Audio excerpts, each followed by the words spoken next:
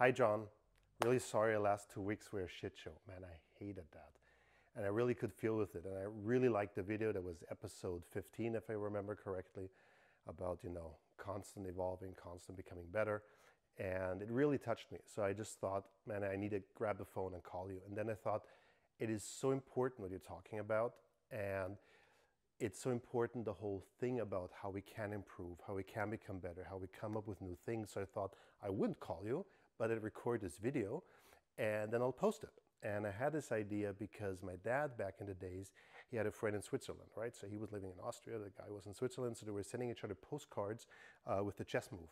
And then he got the postcard, the friend made the chess move, sent it back, did the chess move again. So I thought, let's do the same on YouTube. You post something on YouTube and whoever likes what you're talking about, feels inspired about it, let's do another YouTube video and send it back out there. And then maybe we can build an open communication. Anyway, it's a test, it's a try. And I thought I'd jump right in there and try to do that.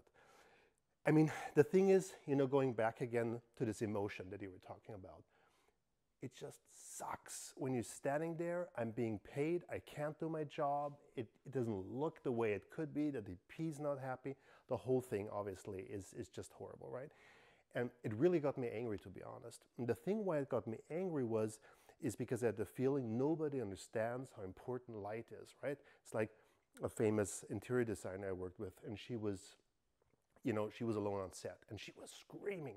And then I was walking in because I had to check some stuff, and she was totally embarrassed that I came in. And then she looked at me and said, Jacob, I'm not important, but my job's important. And I really love that because it's not about us trying with our egos, trying to say, oh, light's important. It's about, it really is, we eat light with vitamin D, you can reduce breast cancer by 50% if people in the evening women in the evening aren't exposed to daylight, right? The fluorescent tubes or whatever. So it's really important for us how it does for our body. And it's our living, it's all of our living, how we create moods with light, right? So for people not to understand that and say, oh, we got to shoot, who cares? Is it bright? Can I see something? Yes, it makes us angry. And it makes us angry for a reason, right? And there's these interesting steps that we go through when we are angry, right, about something. First thing is, oh, it's that person's fault. It's the first AD's fault. It's that person's fault, I can't do anything, whatever, right? Then we go through the stage and then we say, well, okay, maybe that person, a first AD can't do anything either because the production told him. And then we go to say, oh, it's the circumstances' fault. Man, it was badly planned. The clients didn't have enough money. And so it's like, it's definitely not my fault that the light doesn't look good. It's just the circumstances doesn't work. And then when we go to the next stage of that, we go into, well, actually, maybe I could have done better, right? What you were talking about and so graciously sharing with everybody. Maybe I could have done something better. So we go to the next stage to say, okay, fuck, it's my mistake. I could have done more, right? But that doesn't help either because then it's just, now I'm blaming myself. Now I feel bad and the light still looks bad, right? It doesn't get any better from there. So, but from there, we actually can go to the final stage. That's just like proven in psychology, the steps we go through, is to say, okay, so I have to change something, I have to do more. But if I already have to do something, then I might have fun doing it. And I might say, guys, give us 2 seconds. Come on, we can do a little bit more. And give that extra push to actually do something. So suddenly we embrace that. And what happens then, and I always experienced that on set too, was that people start to take on that energy. Or at least, luckily, I had the chance sometimes to feel like, well, Jacob's really motivated still to do something, so let's try to do something better. And I think that's where leading comes in. And obviously now, having stepped off set and now running a company, it all becomes about leading this amazing team here and making sure that everybody's excited about what we're doing and what we're doing. And it's like to say, well, we have to do something better, right? We don't like what's here, we don't like this product, so let's make it better. Nobody can relate to that really. And that's something that took me some time to figure out, is that just because I'm excited doesn't mean that everybody else is going to be excited. Well, Jacob's crazy again today and he says he doesn't like it, and I always hear the jokes coming back, yeah, I like it, but we have to do a change, right? So there's always this thing that goes on. But at the end of the day, it's about my responsibility again to say, no, I don't know, that person didn't understand what I wanted. It's about saying, I need to communicate better why it isn't where it is. What needs to be done better and why do I want it better? And to be able to communicate that. And I think that's what leading's all about. This big why, right? Why do we do what we do? And honestly, I've been struggling with this last 5 years to actually know why I'm running this company. Why did I start Lightbridge? And going back this track to understand, not out of an impulse to say, this has to be done, we need to bring this out there, right? To actually say, what does it mean for me? Because I'm still spending 16 hours a day, you know, getting this whole thing really off the ground, which is took an amazing steps on that way. But to really go back to that to say, why do I need to have this better? Why does Ken need to do this fixture better? Why does anybody out there have to do it? Why did Christian have to do that, right? And for me, it all filtered down again. It's about the importance of light. For me, what we can do with light, how we can paint with light, how we can change people's way they feel because of the moods we create.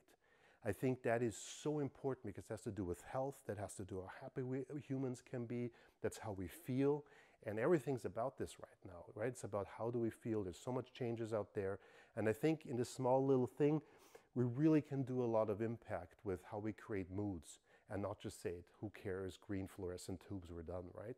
It's about, no, it actually has something big to do. And this is a huge goal, right? I can't change the world, I can't stop wars with light. But it's these small steps we can take every day. And the thing is to say, well, you know, like you said, well, I didn't like this, I took a note.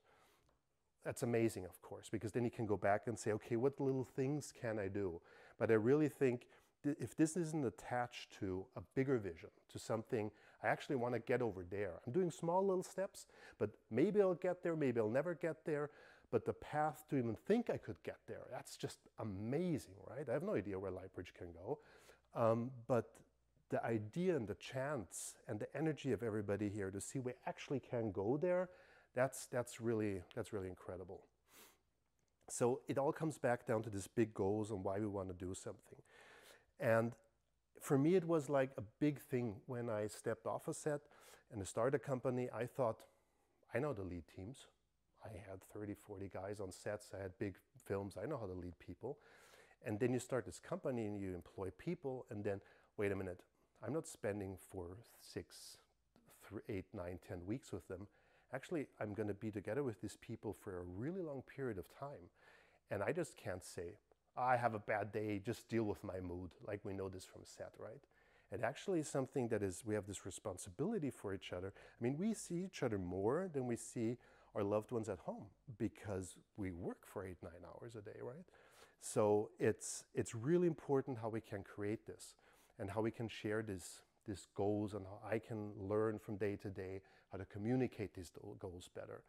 And on set, when I got into this situation where DPs were saying, like you're saying, it's a shit idea. Well, what does that actually mean, it's a shit idea? First of all, it's an insult. I've been doing this for 20 years. That's absolutely no way to talk to a person. It's been accepted because I see this person on a commercial for 2 days, so who cares?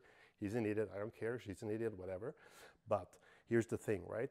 If we're able, and that's everything to do about leading, it's not just about saying, how can I lead my team down there? It's also, how can I lead the people above me? How can I help everybody to get to the place where we can create moods and lights that are better? That means I also need to lead a DP. And one of the big things I always did was, I don't know if you do this too, is like recce's, for example, the DPs say, oh, that's an amazing light. And then I don't say, okay, cool, we'll do this. I actually say, well, where do you look? What do you like about this light? And then they say, yeah, I like the bounce that's coming back and the color in the wall, for example. You know, take another DP 2 days later, same lighting, the person will tell you something totally different. So everybody looks somewhere different. So everybody has their why. We're all not trained to communicate that to our crews. So we say it looks great, or it looks bad, or it's shitty, or it's good.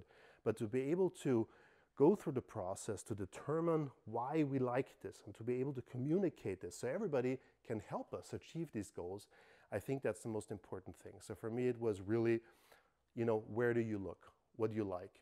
And that's, I think, the question back for you, John. Where do you look? Have a good one.